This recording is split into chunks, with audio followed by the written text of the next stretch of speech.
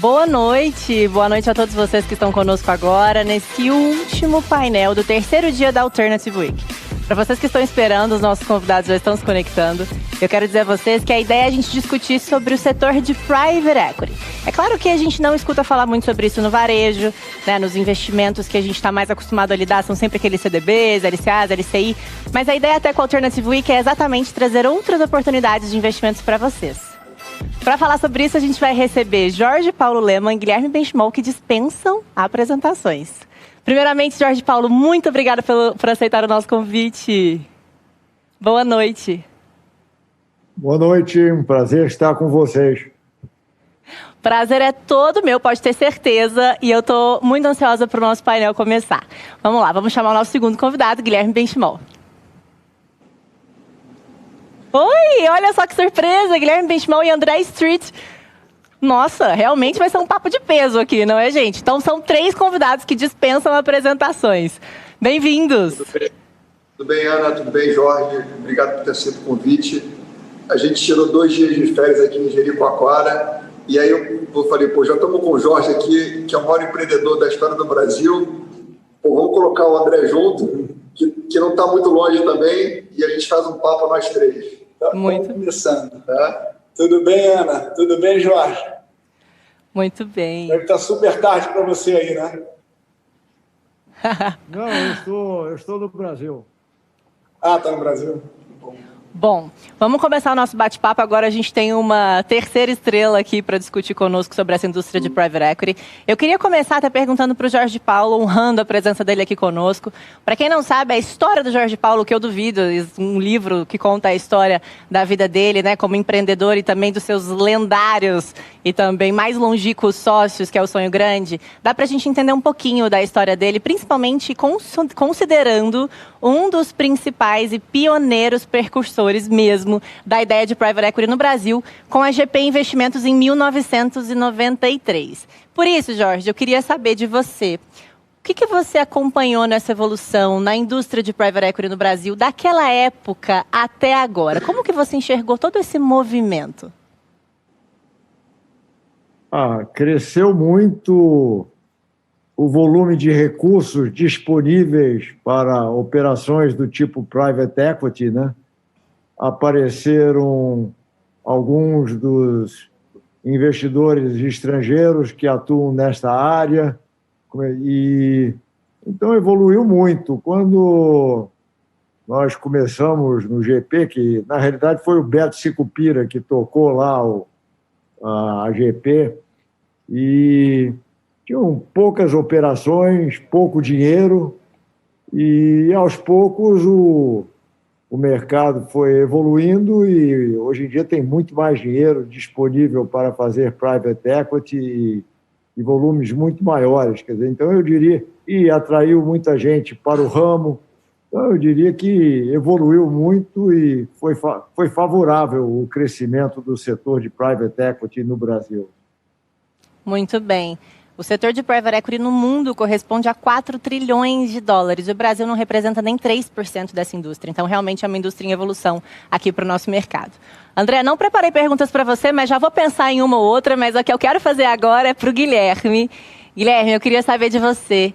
Onde você imagina que a XP estaria hoje se não fossem aportes de fundo de Private Equity na sua história e empresas, fundos de fato, que acreditaram lá atrás no seu propósito e na diferença que você podia fazer na economia brasileira?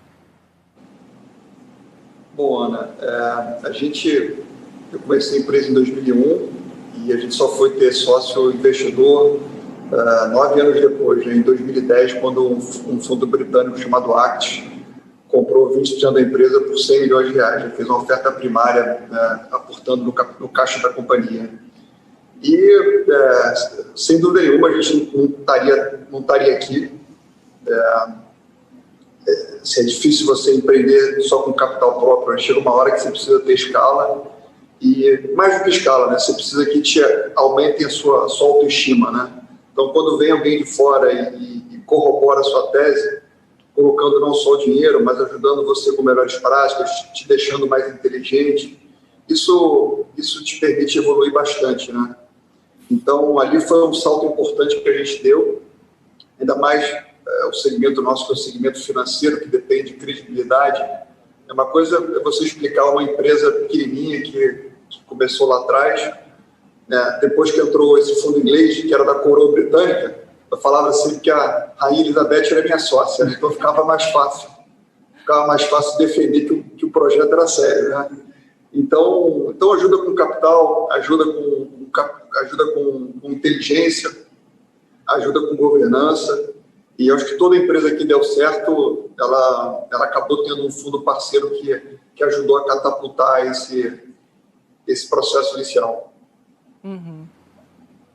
Ana, para facilitar a vida da entrevistadora, se você quiser, eu posso fazer alguns comentários aqui quando o Gui Fique à vontade, responder. André. A gente lá na Estônia também teve a Actis de investidor, também foi super legal. Também usava o mesmo truque que o Gui, falava que era da coroa, que era da Rainha Elizabeth, então isso facilitava a nossa vida. Mas a gente teve uma história até antes dessa fase do Private Equity entrar, que foi ter alguns outros investidores privados também, né, de alguma maneira estavam fazendo Private Equity.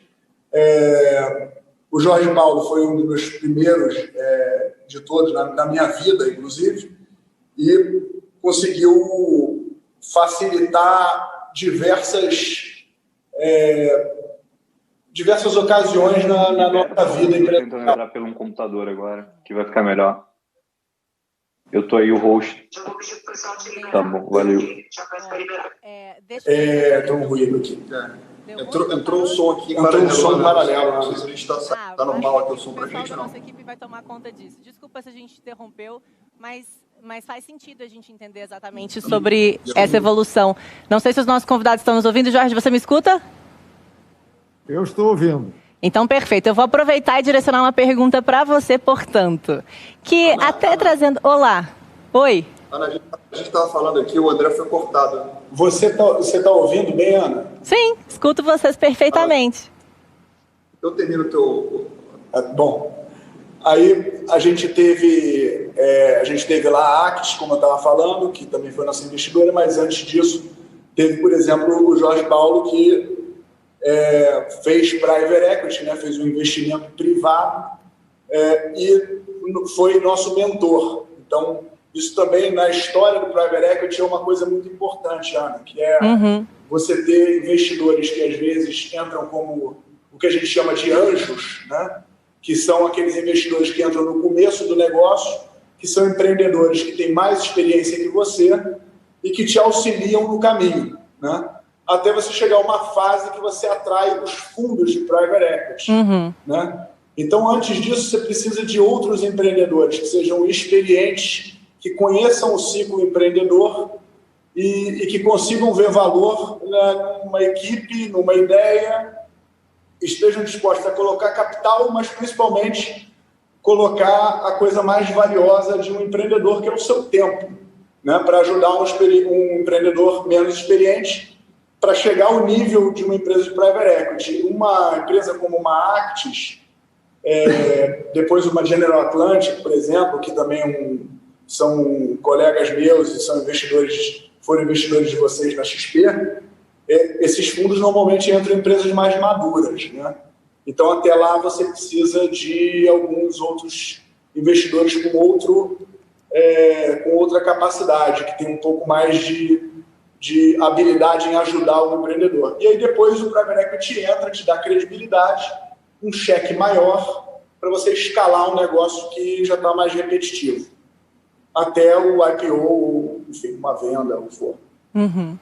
Muito bem, foi um bom complemento. Quero encorajar vocês que estão nos ouvindo agora a mandarem perguntas aqui para os nossos convidados através da plataforma do Alternative Week.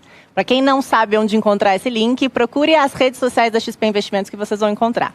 Mas deixa eu pegar um pouquinho do que o André acabou de falar e trazendo um pouco desse contexto de private equity e perguntar para o Jorge Paulo alguns benefícios específicos dessa modalidade de investimentos. Porque hoje a gente vive numa conjuntura também que favorece acesso ao crédito de uma forma muito significativa. Então a gente tem juros baixos, mercado de capitais fomentado, as empresas podem emitir dívidas, as empresas podem captar recursos de diversas formas.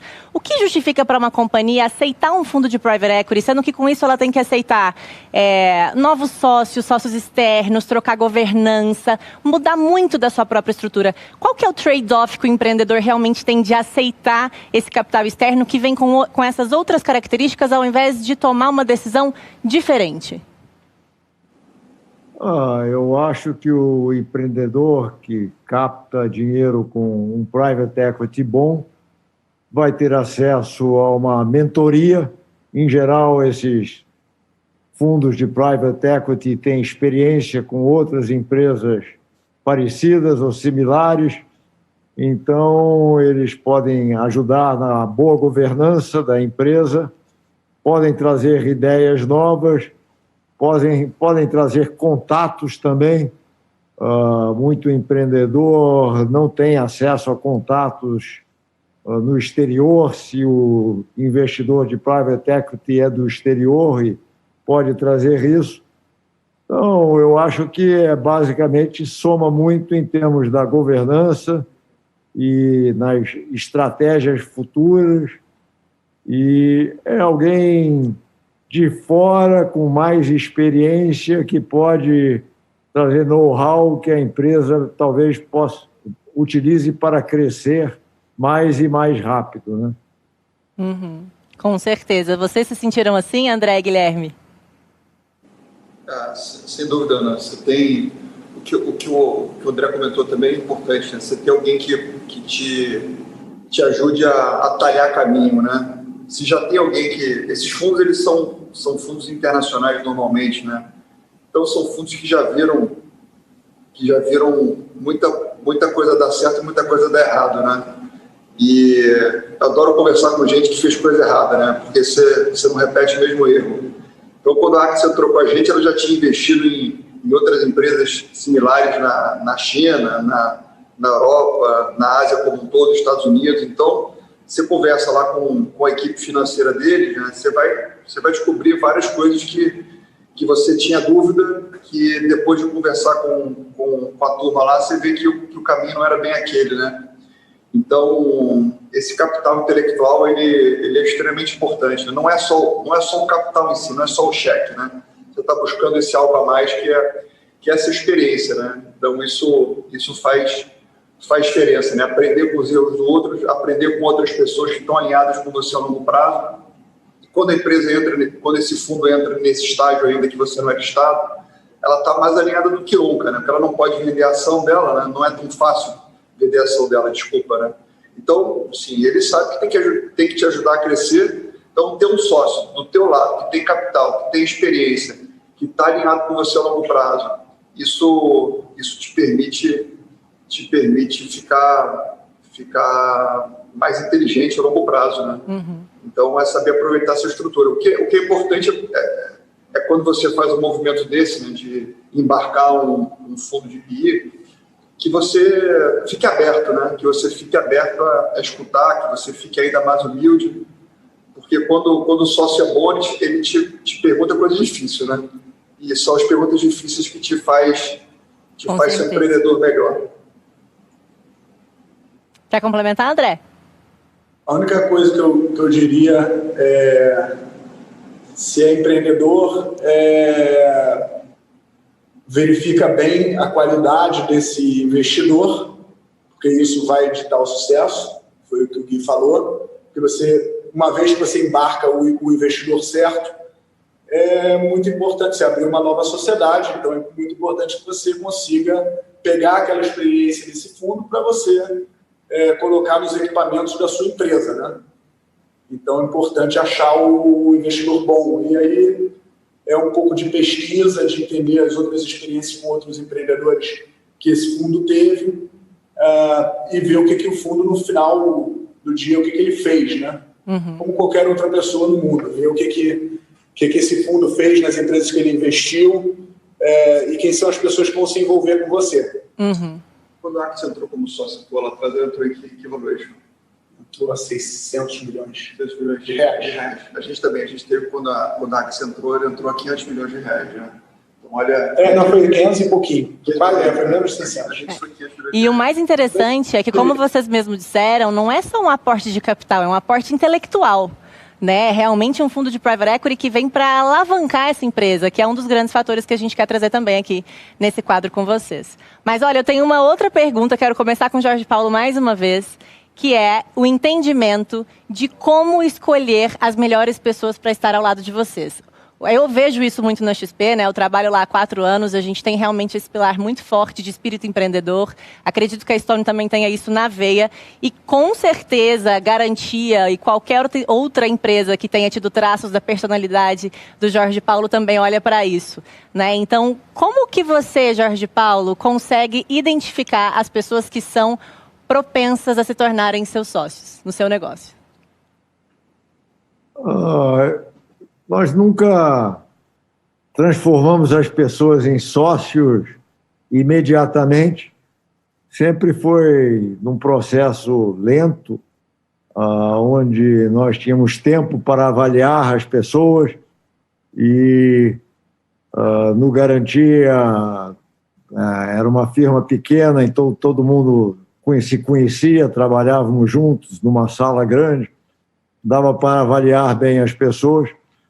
Nas empresas maiores que nós fizemos depois, a maioria dos novos sócios ingressaram através dos nossos programas de trainee, quer dizer, que eles eram treinados lá dentro. Então, eu diria que a melhor maneira de avaliar quem são os bons não é fazer um julgamento rápido, dar oportunidades para as pessoas mais jovens, se possível, dar oportunidades um pouco maiores do que eles já tiveram ou teriam oportunidade de ter em outro lugar, ver quem se comprova e esses são os que vão para frente, né? E nós sempre gastamos muito tempo avaliando as pessoas. Quer dizer, todo mundo nas nossas empresas são avaliados profundamente durante o ano, recebem um feedback de como eles estão indo ou não estão indo.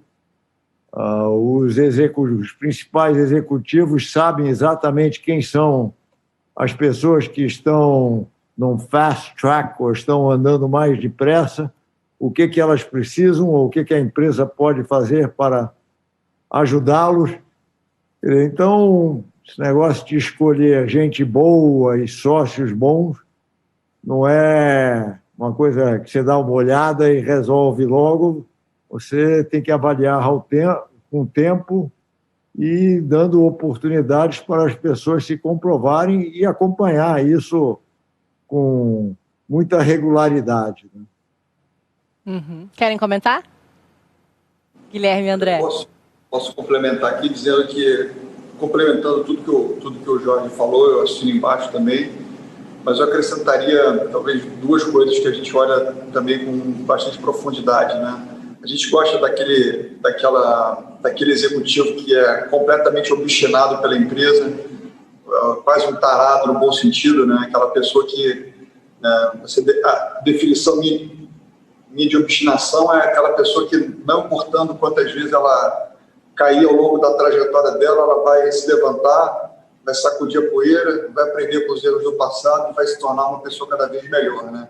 Essas são as pessoas que, quando fazem esse exercício a longo prazo, com muita humildade sempre, são as que conseguem chegar lá, né? Então, buscar gente obstinada é fundamental. São essas pessoas que viram nossas sócias. E também as pessoas que têm a cultura certa, né? Porque também não adianta encontrar aquele sujeito lá que é um super comercial ou que manda super bem lá no que está fazendo, se ele não tem a cultura da companhia, né? E tem muito empreendedor que se perde nessa matemática, né? Porque você tem lá um sujeito que vende muito, mas ele também é um câncer na empresa, né? e aí essa pessoa, ela entrega muito resultado, você acaba não tirando ela, porque você viu que você perde ao retirá-la da companhia e você não percebe que você ganha, né? Porque cultura é uma coisa que é intangível, né? Mas ela está tirando um pouquinho de energia de toda a empresa, e quando a empresa não tem uma cultura forte, todos os elos que são as pessoas, elas não se conectam tanto quanto podem, né? Então, lá na empresa a gente tem um tripé cultural que é baseado em sonho grande, mente aberta e espírito empreendedor. Então, as pessoas precisam atingir as suas metas tendo esses valores muito sólidos. Então, você tem que ser obstinado, você tem que fazer a coisa acontecer, mas você tem que ter a cultura da empresa. E aí, quando a pessoa faz isso consistentemente, ela é eleita sócia e vai crescendo ao longo dos anos. Eu queria fazer mais um comentário. Por favor. Posso fazer? Com certeza. Pode. Eu concordo que a pessoa tem que ter a cultura certa e você tem que ter pessoas todas que são éticas, coisas desse tipo. Agora, tem que tomar um certo cuidado para não ser todo mundo igual ou parecido. Você tem que atrair pessoas com características e capacidades diferentes, né? Se é todo mundo igual, não dá muito certo, não. Você tem gente que é boa para vender, você tem gente que é boa para administrar, para fazer a logística. Então, você tem que ter uma cultura comum, mas não só atrair todo mundo parecido. Todo mundo parecido não dá certo. Tem que ter gente com características diferentes também para construir uma empresa boa no longo prazo. Belíssima dica, hein? Belíssima dica. E, ó, para quem não sabe... Oi? Isso que o Jorge falou é importantíssimo, né? Essa complementariedade dos seres humanos dentro da empresa, né? Normalmente são organismos grandes que você precisa de vários tipos de pessoa com habilidades diferentes, e aí a gente tem que ter essa sabedoria de selecionar as pessoas que têm lá valores, um set de valores comum, mas que tenham habilidades diferentes.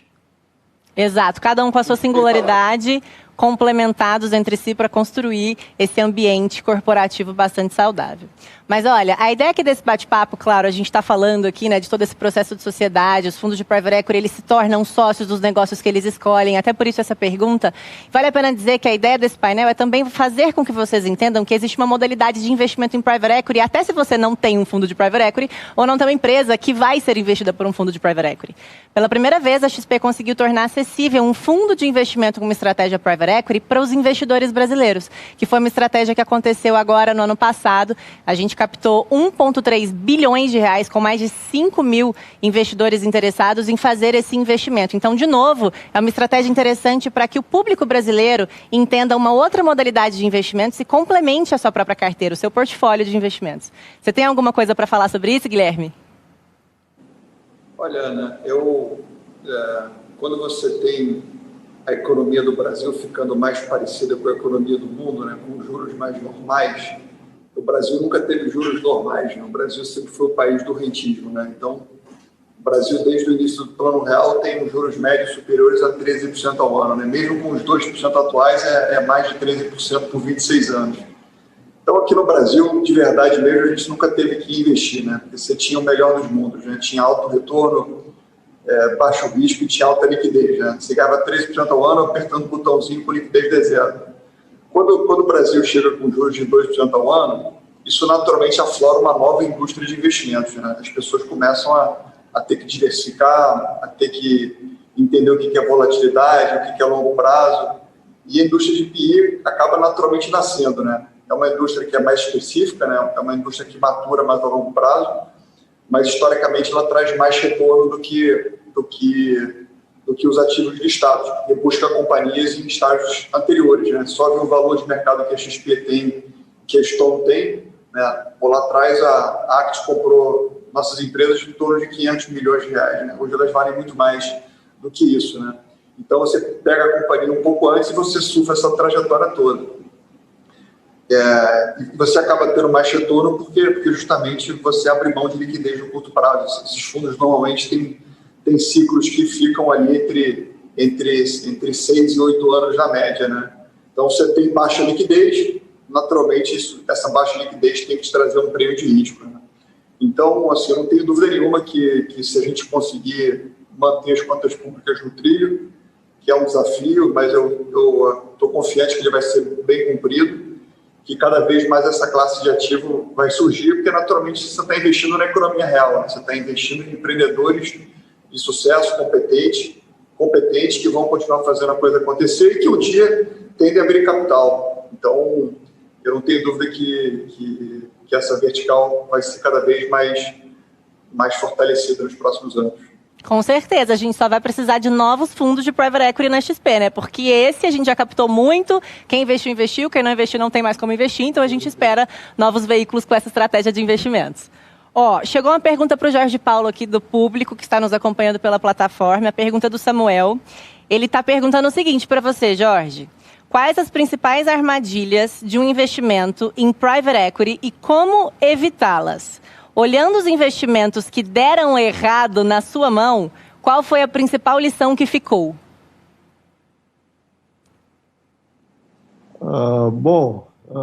Nós fizemos alguns investimentos que deram muito certo e fizemos outros que não deram tão certo.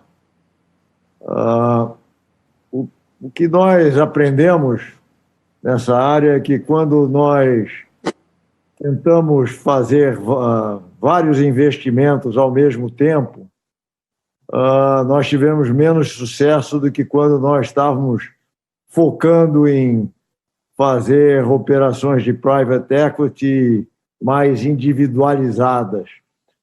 E nós também descobrimos que as operações de private equity que nós enviávamos pessoas que nós já conhecíamos para participar da empresa e assim funcionavam melhor do que aquelas que nós tínhamos que contratar uma pessoa nova para ir lá gerenciar a empresa ou esse tipo de coisa, né? E quanto mais nós conhecíamos o negócio, também funcionava melhor. Então, eu acho que importante em private equity é escolher bem quem são as pessoas que vão estar administrando esses recursos de private equity e ver que tipo de passado eles têm e avaliar bem se as pessoas têm gabarito para tocar e melhorar empresas, porque nem nos Estados Unidos é uma categoria enorme hoje em dia essa de private equity, né? E nem todos são necessariamente bem-sucedidos. E você tem gente tipo a KKR ou a BlackRock, etc., assim que se destacaram e então captam muito dinheiro e têm retornos, em geral, superiores à média do que a bolsa normal tem dado, mas isso não quer dizer que todo mundo no ramo de private equity vai dar resultados superiores à bolsa. Realmente vai depender muito do time que tem lá, quem é que está tocando e como é que estão tocando os fundos de private equity, né? Mas se escolher bem, realmente o retorno pode ser muito bom e superior à média do que as bolsas dão em geral.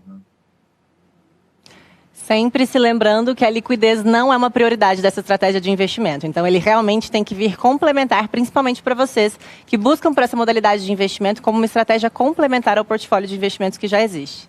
Tá? Na opinião de vocês dois, que estão no varejo, como vocês acham que o público pode acessar private equity? Vocês veem isso de uma forma positiva? Porra, botou na enrascada. Eu acho que através de fundos... Bom, aí depende um pouco da qualificação do investidor na minha opinião. Mas eu acho que uma boa forma de se expor do ponto de vista de portfólio é você escolher um bom fundo de investimento para você compor o seu portfólio, lembrando que você provavelmente não vai ver a liquidez desse ativo antes de 10 anos, mas numa composição da construção do seu portfólio, dependendo do que você deseja, né? Eu acho que vocês estão fazendo um trabalho brilhante nisso, Ana, Gui, fazendo os investidores brasileiros entenderem um pouco essa estratégia de portfólio diante dos objetivos que eles têm para a vida deles, né? Então, cada um tem um objetivo, às vezes é poupar para aposentadoria, outros enfim, às vezes tomar um pouco mais de risco para, no mercado financeiro, ganhar um pouco mais, outros ganhar uma renda extra, etc. Então, dependendo do objetivo do investidor, encaixar isso dentro de um portfólio. Salvo aqueles investidores que, enfim, não entendem de empresas, etc., tem outras profissões, aqueles que já se expõem mais ao empreendedorismo, eventualmente podem tomar alguns riscos mais diretos em algumas empresas que eles conhecem, que aí é o que a gente também chama de venture capital, que é capital de risco, né? Um capital que é um pouco mais cedo na empresa, mas que também é uma modalidade de private equity, e aí vai apoiar alguns projetos. Mas, de fato, o investidor tem que ter na cabeça que isso é um pedaço de uma estratégia maior, a não ser que ele queira ir para o all-in, apostar numa coisa que ele viu que tem muito fundamento. Aí eu só espero que entenda um pouco o risco que está tomando e esteja dentro do ciclo de conhecimento desse investidor. O que eu diria, né, assim, quando você... Eu sou o maior defensor do empreendedorismo. Eu tenho certeza que o empreendedorismo é o que pode salvar o Brasil a longo prazo, né? Mas quando você quer investir, né, você pode entrar num fundo de private equity, né, onde tem ali por trás um gestor que faz todo o trabalho de governança e etc. Você pode montar o seu próprio negócio, né, que aí é uma outra coisa, ou você pode investir numa empresa diretamente, né, também. Eu acho que todas as histórias que eu conheço de pessoas normais, né, de pessoas normais são pessoas que também não são do mercado financeiro, que não são tão técnicas assim, né? Você sempre tem um amigo que te coloca em alguma coisa, né? Aparece um cunhado, aparece um primo, aparece um amigo que te... Não, investe aqui comigo e tal. Assim, na minha experiência, essas histórias não terminam muito bem, né? Essas histórias terminam mal, né? Porque, no final, é um negócio meio feito à galega e não é bem concebido. Então, eu sempre recomendo que quem quer investir, de fato, faça isso através de fundos. Você vai ter uma carteira equilibrada, você não vai estar exposto no único ativo, você vai ter uma carteira ali que vão ter no mínimo 8, 10 investimentos, e você sabe que tem por trás um gestor que só faz isso da vida. Naturalmente ele vai te cobrar um FII por estar gerindo aquele portfólio, mas ele vai ficar com a incumbência de encontrar as próximas stones, as próximas XPs do mercado, e dificilmente você da sua casa vai conseguir entrar como sócio de uma empresa dessa fazendo por conta própria. Você vai acabar comprando aquele empreendimento lá que você tem mais chance de, no final, se incomodar do que ganhar dinheiro mesmo, né? Então, na minha sugestão, que nem o André comentou, é que a pessoa faça isso através de fundos, tenha paciência e tenha, acima de tudo, a certeza de que dinheiro se ganha a longo prazo com consistência e paciência. Se você te prometerem fortuna no curto prazo, desconfie, porque não é assim que funciona, né? É no longo prazo mesmo que os retornos e que os juros compostos funcionam de verdade. Perfeito. Jorge Paulo, tem mais uma pergunta da nossa plateia para você. Essa pergunta é da Maria Cláudia Veleda, e ela falou o seguinte: os private equities têm fama de apertar demais em busca de retornos maiores em curto tempo. No novo cenário econômico, isso tende a mudar, na sua opinião? Eu acho que tem private equities que apertam demais e tem outros que têm uma visão de construir a médio e longo prazo, né? Mas você tem que lembrar que o aperto é algo necessário para fazer as coisas acontecerem, né?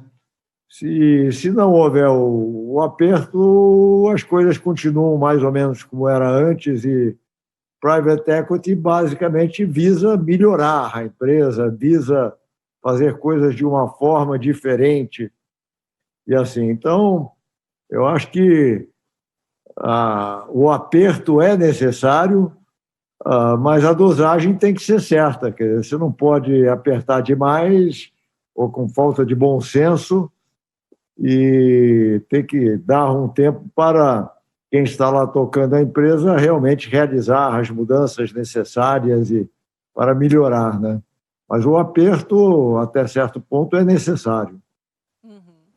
Sem dúvidas. Olha só, tem uma pergunta aqui que eu acho que vale para vocês três. André, eu não sei muito da sua história, confesso. Sei quem você é, tudo que você representa, tudo que você conquistou. Mas essa pergunta aqui eu consigo endereçar porque li o Sonho Grande e li o Na Raça, né? Conhecendo também a história do Guilherme. Mas acho que você também pode trazer um pouco da sua experiência. Olha só.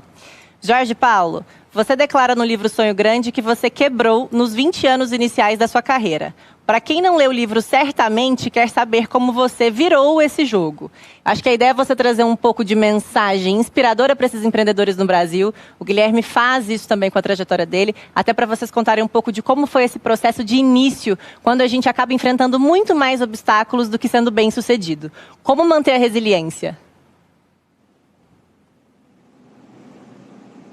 É para eu responder? Por favor, Jorge Paulo, você primeiro. Bom, eu no outro dia estava olhando a minha vida um pouco e cheguei à conclusão que eu tive umas 12 crises nos meus 80 anos. E então é quase uma crise a cada 10 anos, né? Então, quebrei quando tinha 26 anos, depois comprei uma corretora, no mês seguinte a bolsa caiu 70%, o negócio de corretora acabou, depois ia fazer um banco de investimentos junto com um banco estrangeiro grande, não aconteceu, e por aí vai, quer dizer, então sempre tem alguma coisa que não funciona exatamente como você espera, né? Agora, eu acho que em todas as crises, de alguma forma ou de outra, teve alguma oportunidade para fazer melhor ou diferente, e eu acho que eu ou as empresas com quem eu estava associado saíram melhor daquela crise ou foram obrigadas a fazer alguma coisa diferente ou assim. Então, crise é uma coisa dura, você sofre quando tem a crise, mas também é uma oportunidade de melhorar, de fazer diferente, né? Ou fazer de uma outra forma e assim. Então, acho que o mundo tá sempre mudando. Aquela ideia que as coisas vão ficar sempre estáveis não existe. Você tem que cada vez se adaptar mais às novidades e o que está acontecendo. E eu acho que, então, dificuldade é uma maneira de melhorar. E acho que é assim que tem que encarar, né? Bom, eu sou tenista também, sempre fui tenista, quer dizer, então aprendi desde cedo que você perde às vezes e não ganha sempre. Quando você perde, o importante é ver por que você perdeu e ver como é que você vai melhorar na próxima vez, né? Então, o tênis foi uma grande parte da minha infância, assim, me influenciou também em termos dos negócios. Mas crise é uma oportunidade de melhorar. Perfeito. Inclusive, para quem não sabe, ano passado, na Expert, que é o maior evento financeiro do mundo que a XP promove, já anualmente a gente teve um evento presencial, no palco tivemos o Jorge Paulo com o Guilherme Benchimol, e eles disputaram, fizeram uma disputa de tênis no palco. E o Jorge Paulo ganhou do Guilherme. O Guilherme ficou treinando esse ano inteiro para conseguir essa revanche, mas agora a gente só conseguiu fazer o evento online, não é mesmo? Não, vamos fazer uma revanche na quinta-feira que vem. Muito bem, Guilherme. Mostra pra gente lá no seu Instagram depois. Mas queria também... Oi? Talvez seja mostrado, não, mas só, eu joguei com o Jorge já umas 5 vezes, tá? E eu só consegui ganhar uma vez, tá? Porque realmente assim, ele tá em forma. Então, assim, espero que na quinta-feira eu consiga melhorar um pouquinho mais o meu score, porque quando a gente jogou na Exeter lá foi uma lavada. Achei que a gente ia brincar um pouquinho, o Jorge levou a sério demais, fiquei até constrangido depois. Foi um baile. Para quem estava lá, a gente pode falar. Mas tudo bem, Guilherme, a gente acredita no seu potencial. Siga firme. Mas deixa eu fazer um comentário aqui que eu achei muito legal, tudo que o Jorge Paulo disse. É muito interessante ver que, por mais que existam muitas batalhas nessa construção da sua própria história, de empreendedorismo, de ter tido diversas crises, 12 crises em 81 anos, tem um fato muito interessante da história do Jorge Paulo que me chama a atenção, que foi quando ele conseguiu comprar a Anheuser-Busch em 2008 por 52 bilhões de dólares. Para quem lembra, em 2008 a gente teve uma crise financeira que foi um evento de liquidez muito forte no mercado mundial. O Merrill Lynch, que era um dos maiores bancos do mundo, foi vendido por 50 bilhões de dólares, ou seja, menos do que o que ele pagou pela Anheuser-Busch, para o Bank of America. Ou seja, o que foi conseguir honrar com uma dívida, uma alavancagem desse tamanho, num cenário extremamente complicado, né? Uma conjuntura que não era favorável. Isso, para mim, também foi um grande exemplo de resiliência do seu negócio, viu, Jorge Paulo? Agora é fácil de falar, mas na época suei para burro e eu e meus sócios suamos muito. E foi uma das maiores transações que nós fizemos, né? E o que aconteceu? Oi? Não, a gente ainda te escuta, tá tudo bem. Sumiu a tela para mim, quer dizer, não sei o que aconteceu. Vamos tentar te trazer de volta, mas fique sabendo que a gente está te vendo e a gente está te ouvindo, tá bom? Vamos ver enquanto você consegue... Voltou? Não, a tela não voltou, mas eu estou ouvindo vocês, então parece que está tudo em ordem. Tá bom. A gente consegue te ver e te ouvir super bem. Mas enquanto você tenta retomar a sua conexão ou colocar a sua tela para funcionar, vou fazer aqui, trazer uma pergunta. Na verdade, o Benchimol e o André não falaram muito sobre as próprias experiências, essa resiliência no começo. Vou dar 5 minutos para vocês, porque eu quero fazer mais uma pergunta. Benchimol e Guilherme. E Benchimol, e André, para falar um pouquinho dessa resiliência no começo de carreira.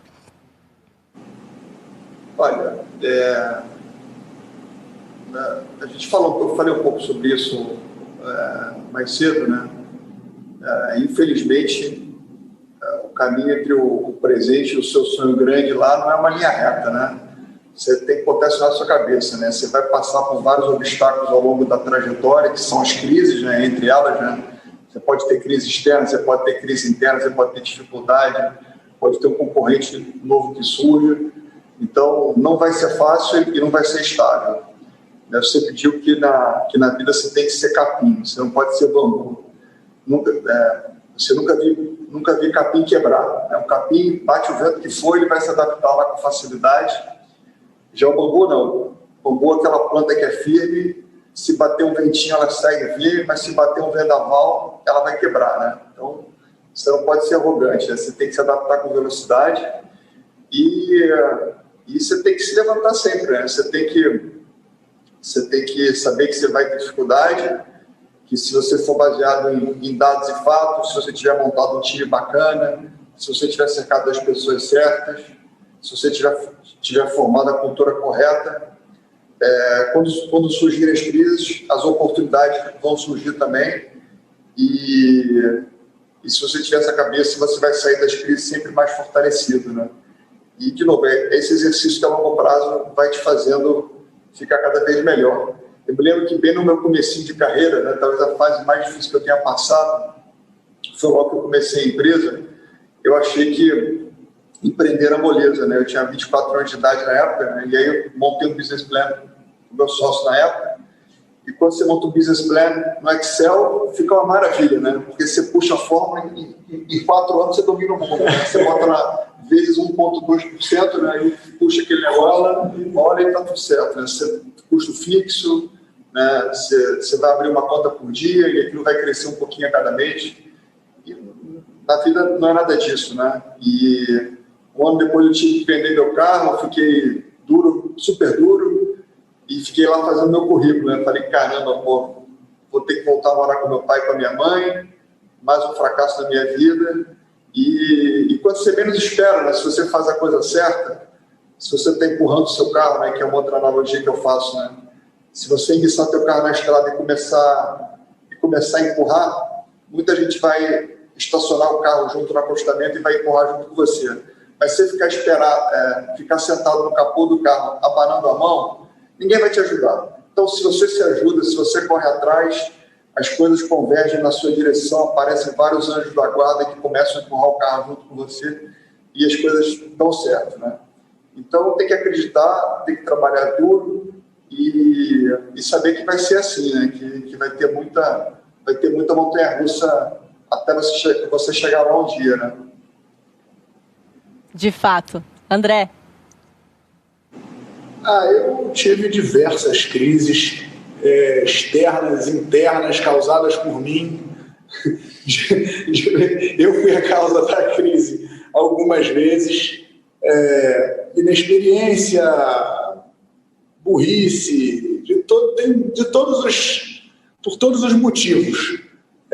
E tem as externas também que você não controla, mas no final, eu acho que a grande receita desse negócio é você colocar 3 grandes fundamentos na vida para lidar com a crise e com a vida como um todo, que é a humildade, uma humildade intrínseca de realmente saber que você não sabe tudo e que diversas circunstâncias ou pessoas vão te agregar muito e vão te ensinar a fazer.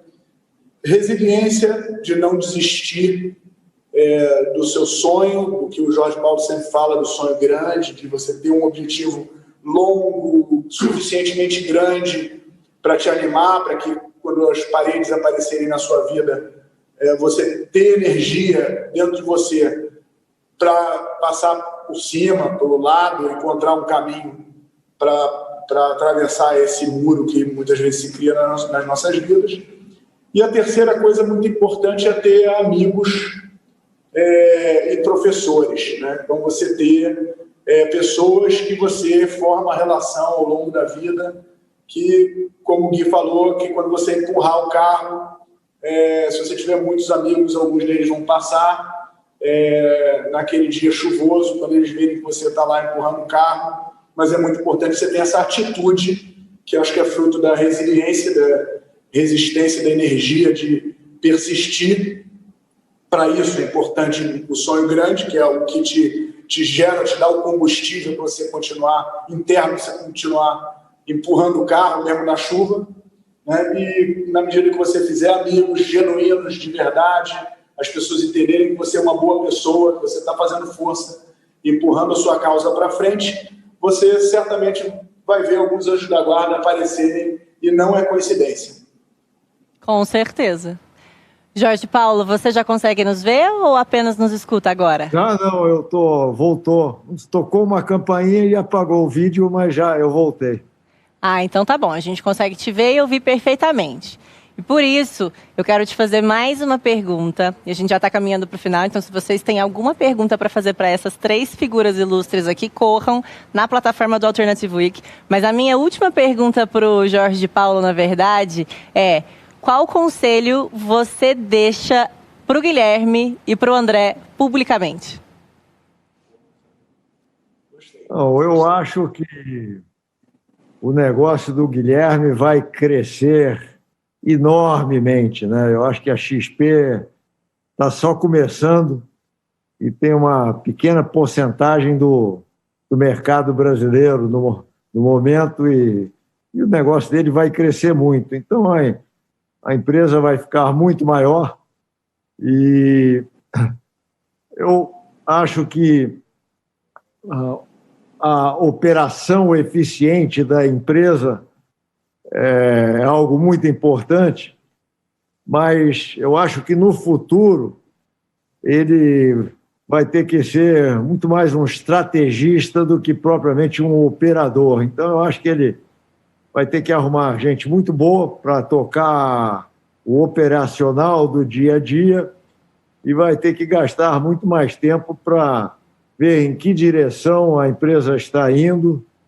E, especialmente, eu vejo o negócio da XP se transformando cada vez mais num negócio digital, né? Então, ele vai ter que criar e desenvolver essa plataforma digital para ser melhor que a concorrência, porque vem muita concorrência aí pela frente também. Então, eu acho que ele vai ter que ter tempo para pensar e ver qual a direção que a XP tem que tomar e tem que ter certeza que a parte operacional da empresa está sendo bem conduzida por pessoas muito competentes, né? Bom, o André também, o negócio dele vai crescer. Ele demonstrou até agora que ele agarra todas as oportunidades que passam por perto e está sempre catando as novas oportunidades. Então, sou muito feliz de ser um sócio lá dele, né? Tenho um prazer enorme em ver esses jovens crescendo, desenvolvendo. Acho um espetáculo, né? Quer dizer, eu gostaria que tivesse muito mais Andrés e Guilhermes no Brasil. Realmente iriam empurrar o Brasil muito para frente. E acho que os dois estão só começando. E nos próximos anos vão mostrar como eles são competentes e como eles conseguem desenvolver uma estratégia para continuar crescendo e sendo exemplos no Brasil todo, né? Uau!